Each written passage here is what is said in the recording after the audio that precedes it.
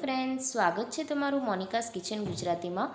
આજે હું તમારા માટે એક યુઝફુલ વિડીયો લઈને આવી છું કે તમે ઝીરો કોસ્ટમાં કેવી રીતે તમારા ઘરને ઓર્ગેનાઇઝ રાખી શકો છો, એ પણ તમારે એક પણ રૂપિયાનો ખર્ચો કર્યા વગર। તો ચાલો વિડીયોને સ્ટાર્ટ કરીએ।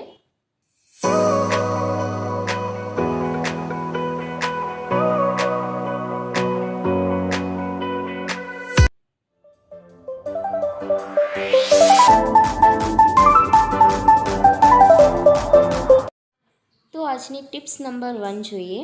આપણા ઘરમાં આવા કેટલા બધા રબર બેન્ડ પડેલા હોય છે, તો આપણે એને સારી રીતે કેવી રીતે ઓર્ગેનાઇઝ કરીને રાખી શકીએ। તો એના માટે મેં અહીંયા કને એક ખાલી પડેલો ડબ્બો યુઝ કર્યો છે। આપણા ઘરમાં કેટલા આવા ડબ્બા હોય છે જે ખાલી પડ્યા હોય છે, તો એને પણ આપણે આવી રીતના રીયુઝ કરી શકીએ છીએ। તો આપણે એની અંદર બધા જ જે રબર બેન્ડ છે અને હેર ક્લિપો હોય છે એને આમાં આપણે ઓર્ગેનાઇઝ કરીને રાખી શકીએ છીએ, જેથી રબર બેન્ડ છે એ સારી રીતે ઓર્ગેનાઇઝ પણ રહેશે અને ખોવાશે પણ નહીં। અને આ ટ્રાવેલ ફ્રેન્ડલી છે, તો તમે ક્યાંય પણ બહાર જાઓ તો આને પર્સમાં કે પછી તમારા બેગની અંદર ઓર્ગેનાઇઝ કરીને મૂકી શકો છો। તો આજની ટિપ્સ નંબર 2 જોઈએ। યુઝવલી બધાના જ ઘરમાં કપડાં સૂકવવા માટે આવી ક્લિપોનો યુઝ થતો હોય છે, અને આપણે કપડાં સૂકવી અને જ્યારે લઈએ છીએ ત્યારે આ ક્લિપો છે એ ખોવાઈ જતી હોય છે એક એક કરીને। તો આપણે એને જો ઓર્ગેનાઇઝ કરીને રાખીશું તો એક જગ્યા પર સારી રીતે વ્યવસ્થિત રહેશે। તો એના માટે મેં અહીંયા કને એક પ્લાસ્ટિકની નાની બરણીનો યુઝ કર્યો છે। મારી પાસે આવી એક ખાલી બરણી પડેલી હતી, તો મેં અહીંયા લીધી છે। તમારી પાસે જે બરણી અવેલેબલ હોય એ તમે લઈ શકો છો। હવે આપણે એક એક કરી અને બધી જ ક્લિપોને એની અંદર એડ કરી દઈશું। યા તો તમે અહીંયા કને જે આપણે વેફર્સનું બોક્સ આવે છે એનો પણ અહીંયા યુઝ કરી શકો છો ક્લિપો રાખવા માટે। તો આપણે બધી જ ક્લિપો આને ઓર્ગેનાઇઝ કરી અને એનું ઢાંકણ બંધ કરી દેવાનું છે।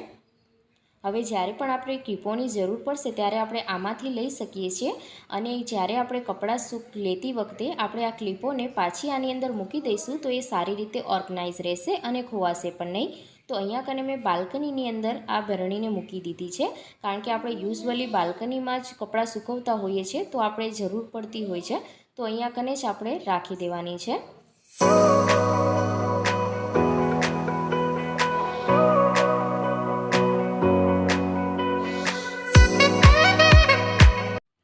તો આજની ટિપ્સ નંબર 3 જોઈએ। આપણા ઘરમાં કેટલા આવા શેમ્પૂના પાઉચ પડેલા હોય છે, જેને આપણે વ્યવસ્થિત રીતે ઓર્ગેનાઇઝ કરીને રાખીએ તો એ વ્યવસ્થિત લાગે। તો એના માટે મેં અહીંયા કને જે શેમ્પૂની પટ્ટી છે એમાંથી એક એક કરી અને બધા જ શેમ્પૂને અલગ કરી લીધા છે। અહીંયા કને આપણે યુઝવલી બોટલનો પણ યુઝ કરતા હોઈએ છીએ અને આવા શેમ્પૂ પટ્ટીનો પણ યુઝ કરતા હોઈએ છીએ। તો અહીંયા કને મેં ખાલી એક ડબ્બો લીધો છે। યુઝવલી આપણે જ્યારે હોટલમાંથી કોઈ પાર્સલ મંગાવીએ ત્યારે આવા જ ડબ્બામાં આવતું હોય છે, તો મારી પાસે આવા ઘણા બધા ડબ્બા પડેલા હતા, તો મેં અહીંયા કને આવો ડબ્બાનો યુઝ કર્યો છે। તમારી પાસે જે અવેલેબલ હોય એનો તમે યુઝ કરી શકો છો। આપણે એક એક કરી અને બધા જ શેમ્પૂ છે એની અંદર ઓર્ગેનાઇઝ કરીને મૂકી દેવાના છે।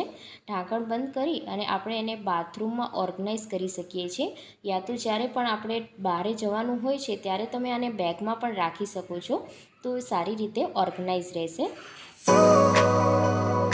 તો આજની ટિપ્સ નંબર 4 જોઈએ। બધાના જ ઘરમાં આવી દવાની બોટલ પડેલી જ હોય છે, અને જેના ઘરમાં નાના બાળકો હોય ત્યાં આવી બોટલો વધારે જોવા મળતી હોય છે। તો આપણે એને કેવી રીતે ઓર્ગેનાઇઝ કરીને રાખવી, કારણ કે જ્યારે પણ આપણે દવાની જરૂર પડે ત્યારે આપણને યાદ નથી હોતું કે કઈ દવા શેની હતી। તો એના માટે આપણે જે બોક્સ હોય છે એના ઉપર સ્કેચ પેનથી આવી રીતે લખી દેવાનું છે। તો મેં અહીંયા કને લખી દીધું છે, ત્યારે જ્યારે પણ આપણે જરૂર પડશે દવાની તો આપણને શોધવામાં પણ ઇઝી રહેશે। તો આપણે એને ઓર્ગેનાઇઝ કરવા માટે મેં અહીંયા કને એક નાનું બાસ્કેટ લીધું છે। લોકલ માર્કેટમાં આ 20 થી 30 રૂપિયામાં ઇઝીલી મળી જતું હોય છે। અને જો તમારી પાસે આવું બાસ્કેટ ના હોય તો તમે કોઈ પણ કાર્ડબોર્ડ આવે છે શૂઝનું, એ તમે અહીંયા કને યુઝ કરી શકો છો। આપણે એની અંદર બધી જ દવાને સારી રીતે ઓર્ગેનાઇઝ કરીને રાખીશું, તો જ્યારે પણ આપણે દવાની જરૂર પડે ત્યારે આપણે એને ઇઝીલી શોધી શકીએ છીએ।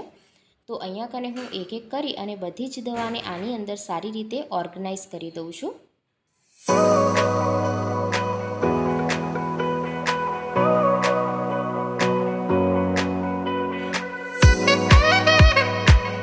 ટ્રાવેલ ફ્રેન્ડલી છે, તો આપણે બહાર જતા હોઈએ ત્યારે પણ આને આપણે બેગની અંદર ઓર્ગેનાઇઝ કરીને લઈ જઈ શકીએ છીએ, કારણ કે નાના બાળકો હોય ત્યારે આપણે દવાની જરૂર પડતી જ હોય છે। તો આવી રીતે બોક્સમાં રાખીશું તો આપણે એને ગમે ત્યાં લઈ જવું હોય તો આપણે એને લઈ જઈ શકીએ છીએ। તો કેવી લાગી તમને આજની ટિપ્સ? જો આ ટિપ્સ તમને ગમી હોય તો વિડીયોને લાઈક કરી દેજો. તો જો મેં અહીંયા કને બધી જ સારી રીતે દવાને ઓર્ગનાઇઝ કરી લીધી છે અને ઉપર મેં લખી પણ દીધું છે, જેથી પણ જ્યારે પણ મને દવાની જરૂર પડશે ત્યારે ઇઝીલી આપણને મળી જાય છે.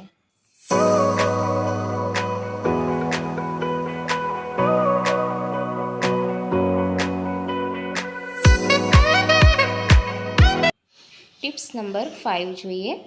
તો અહીંયા કને મેં ઓલ્ડ બેંગલ્સ આવે એનો યુઝ કર્યો છે. લેડીઝોને એવી કેટલી બેંગલ્સ પડી હોય છે જેનો તે યુઝ નથી કરતા, જૂની થઈ જાય પછી એમ જ કબાટમાં પડી હોય છે, તો એનો આપણે આજે રીયુઝ કરવાનો છે. તો તમારે અહીંયા કોઈ પણ એવી બેંગલ્સ લઈ લેવાની જે મતલબ કે તમે પહેરતા ના હોય અને થોડી સાઇઝમાં મોટી હોય.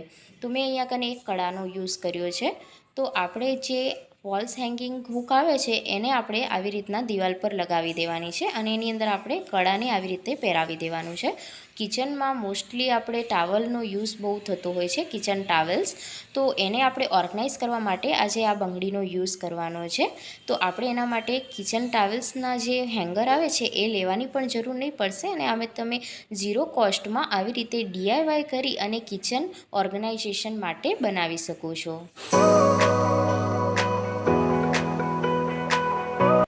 તો આજની લાસ્ટ ટીપ જોઈએ. આપણે ટીવી માટે આવી રીતના કવરના યુઝ કરતા હોઈએ છીએ જેથી એની અંદર ડસ્ટ ના જાય, પણ આવી રીતે નીચેથી કવર ખુલ્લું હોય છે જેથી નીચેથી ટીવીમાં ડસ્ટ જતી હોય છે. તો એના માટે આપણે આવી રીતે સેફ્ટી પિનનો યુઝ કરવાનો છે અને એને આવી રીતના પેક કરી અને અહીંયા સેફ્ટી પિન લગાવી દેવાની છે જેથી નીચેના ભાગથી પણ અંદર ડસ્ટ ના જાય. અને સેફ્ટી પિન લગાવતા ટાઈમે થોડું ધ્યાન રાખવાનું, કારણ કે હાથમાં ના લાગી જાય. જો તમે મારી ચેનલ પર પહેલીવાર આવ્યા હોય તો મારા ચેનલને સબસ્ક્રાઈબ કરી લેજો અને બાજુમાં જે બેલ આઇકન છે એને પણ ક્લિક કરી લેજો જેથી આવનારા નવા વિડીયોના નોટિફિકેશન તમારા સુધી પહોંચી જાય. અને જો વિડીયો ગમ્યો હોય તો વિડીયોને પ્લીઝ લાઇક કરી દેજો. તો આવી રીતે આપણે એક બાજુથી ક્લિપ લગાવી દીધી છે. હવે આપણે એને બીજી બાજુ પણ આવી રીતે ક્લિપ લગાવી દેવાની છે જેથી અંદર ડસ્ટ નહીં જશે. અહીંયા આપણે ક્લિપનો થોડી જે મોટી ક્લિપ આવે છે એનો યુઝ કરવાનો છે, કારણ કે નાની ક્લિપ આની અંદર નહીં લાગશે. એટલે જે મોટી ક્લિપ આવે છે એનો જ આપણે અહીંયા કને યુઝ કરીશું.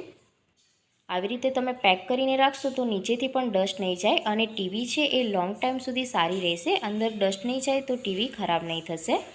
તો જો મેં અહીંયા સારી રીતે એને પેક કરી લીધું છે. તો બંને બાજુથી સારી રીતના પેક થઈ ગઈ છે. કેવી લાગી તમને આજની ટિપ્સ? કમેન્ટ કરીને જરૂર